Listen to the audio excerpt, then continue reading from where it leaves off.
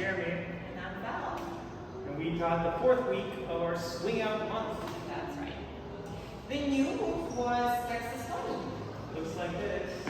1, 2, 3, 4, 5, 6, 7. Shaped like an outside turn, but there's still hand fancy thing going on there. And we talked about how a lot of the same things we talked about for Swing Out really matter here. Followers, turn and continue on 3 and 4. Leaders, that 5, super important. And then to make things feel a little bit better, we have this like exercise. It's not really like a complete move yet, but we did this. 1, 2, 3, 4, 5, 6, 5, 6. And we talked about how we're rotating around this like one point, not one person around each other, another person. And that really helped. Great job. You did a wonderful job this month. Everyone gets an A. Try to get that A+ next time.